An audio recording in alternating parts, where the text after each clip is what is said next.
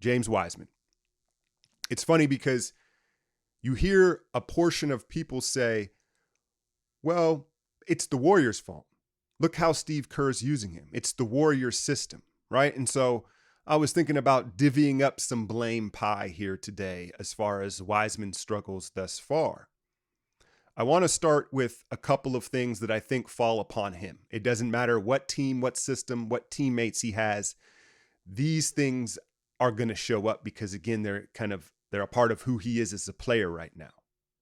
So I'm not going to shock you with, let's start with the hands, right? The hands are it's funny because you say, well, during the draft process and working him out, we know there was very little tape of him, Memphis, to high school. But you'd say, well, did you get kind of an idea his hands might be suspect when you worked him out and you did drills and stuff? Not so much, right? It's like a practice shooter. You'll hear stories of really bad free throw shooters, Shaq, Dwight Howard, making 100 free throws in a row in practice, right? But in the game, it doesn't translate. And so the hands thing, I'm not really going to put at the feet of the Warriors.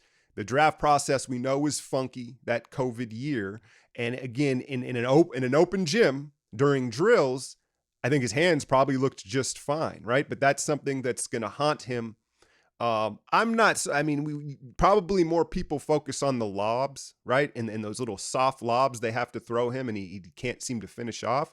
The bigger issue with it is the rebounding, right? How often the lobs are once or twice a game. The rebounding is where his suspect hands are really hurting him. I don't have an answer for that, right? The timing.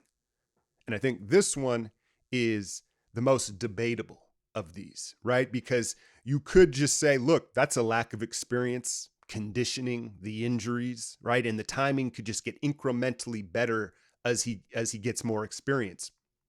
It could, definitely, right? It could. But again, that's not something that the Warriors could have known ahead of time because they didn't have him in live games. They didn't have college tape of him. That's something that's on Wiseman, and hopefully the experience, his timing will get better and better, right? And then the third attribute is his motor. Once again, something that you can't really test in workouts in an open gym. That's got to be live 5-on-5 full court, And I made the comparison. If you go back to my Wiseman prospect video, and I said, hey, at the very least, this kid can probably be a JaVale McGee type of role-playing center. But the difference is JaVale, he's got a V8 Hemi in that engine, right? His motor runs so high all the time. That's in part why he can only play like 20 minutes a night. His motor's all over the place. Wiseman's got a 4-cylinder, right? His motor isn't high enough to be the effort and hustle guy that you would hope he could be right now. And that's debatable whether a guy can change that or not. I feel like that's kind of an innate thing, right? And so those are the three attributes that are just kind of on Wiseman, and they're going to travel wherever he goes. If he stays with the Warriors or if he's in a different system, teammates, all that. Those are things that he's going to have to address, right? Now, maybe the more interesting part of this video is what could the Warriors do better? What is the, how could they make him better? Because I'll be honest, I'm a little bit skeptical with it's on the Warriors as far as he would look better elsewhere because of the things that I just mentioned, right? Those are tough things to overcome. One thing that jumps out though, and shout out Miko who had messaged me this, and I've talked about this before, and I believe this was in March. Here, let me play you this old clip of James Wiseman. This was after his G League debut in March of last year, after he had come back from the meniscus. And that to go along with the way they're having him cover pick and rolls, that stagnant drop coverage, it just makes no sense to his skill set. They're almost asking him to be Kevon Looney when physically he's the exact opposite, right? And I gave the analogy of boxing. You can't be a counter striker if you don't have good timing, right? And clearly, whether that's a lack of experience or just naturally how he is, he doesn't have timing yet. So to ask him to stand still and react and use timing, you're setting him up to fail. What would help him is keep him in motion, keep his feet moving, have him show hard, recover, keep him in perpetual movement to hide his lack of timing. So drop coverage. drop coverage. Why do they have him in drop coverage? This wasn't made. I don't think I heard anybody else mention this. Maybe they did. I shouldn't say that. The Miami game, the second half of the Miami game last week on the road, he came out in the second half. I didn't know he was going to play in the second half, honestly, the way the first half went. And you got Lowry, you got Jimmy Butler, Bam Adebayo, those dribble handoffs. And in that second half, for the 5-6 minutes he played, he switched. And I've got the footage here. It looked a lot better than his drop coverage. Granted, Lowry hit a tough fadeaway. I'm not saying that they got stops, but he looked very comfortable switching. And my guy Miko said, hey, Penny Hardaway in high school had him playing the 4 spot and switching out on the perimeter just to start for him to build that skill set, to be able to guard the perimeter. They felt like he was that athletic, right?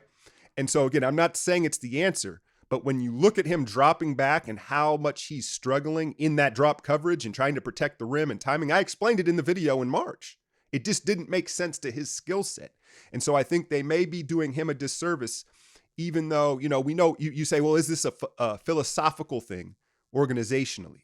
Well, here's the thing. We know the Warriors kind of invented switch everything, right? They let Looney do it, Now, Bogut, JaVale, Zaza, they didn't let those guys do it. They're traditional centers, and you never asked why, hey, why wouldn't you let Zaza switch on the perimeter? It didn't make sense physically. But with this kid, you may have to break the rules a little bit of your philosophy with true centers, because he's struggling with that, right? And so I'd like to see what that looks like a lot more often with him out on the floor, because again, get back to that motor. When his motor revs a little low and you have him just standing there, it ain't going to help it. But if you make him get active and keep his feet moving and make him jump out and be engaged, it might rev his motor up, right? So I'd like to see them have him switch a little bit more, at least be more aggressive in these pick and roll coverages, even if it does pull him away from the rim. The fact of the matter is, what's he doing at the rim right now, right? The other aspect would be the inverse of this. Offensively, the pick and roll game. Have we ever seen him pick and pop? I can't remember it. Maybe once or twice by accident, right? Do you remember his debut in Brooklyn? It was an ugly one for the Warriors, right? New Nets team, and they just ran us off the floor. It was real ugly. It was real discouraging. But Wiseman played pretty well in his NBA debut, popped a couple threes real confidently, and it seems like they've kind of deaded that. They're just like, hey, no, you're not shooting threes, bro. And I understand where they're coming from. They didn't want him to fall in love with it. But at the same time, they've taken away probably his biggest strength offensively, his touch, his shooting touch, right? And so it's like I've made this comparison before with the Trey Lance thing, right? You remember when Lance finally got in there and they were making him stay in the pocket. And it was like, well, you probably want to roll him out. You probably want to let him throw on the run. That's kind of what he does. No, he's got to learn how to throw from the pocket. So I would like to see moving forward Wiseman get greenlit for the threes. You're letting Kuminga shoot him. You know what I mean? And so some pick and pop, some transition trailer threes, because he is mucking up the paint at times offensively. I wouldn't mind if they stuck him in the corner. See what that looks like. If he goes a month shooting 25% from three, okay, fine. But right now, it looks so rough. Why not make some adjustments?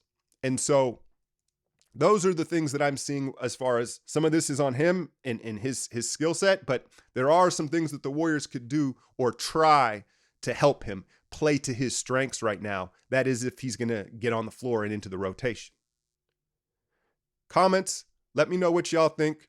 How much better would he look on a more traditional offense, just pick and roll, drive and kick? Or is this just all on him and he's just he ain't got it. He ain't got the feel, right? But yeah, those are my thoughts. They got Cleveland, and this comes on, Cleveland tonight with those 2 7-footers. So I know he didn't play in Sacramento. You imagine he's going to get in this game here with the size that Cleveland has. So we'll see. I know y'all listening, Dubs. So take your boy's advice. And description is the link to my daughter's fundraiser. So again, even if it's $2, if y'all could throw her a couple bucks and we could reach your goal, it'd be greatly appreciated. Hit that like, share, and subscribe. I'm out, y'all.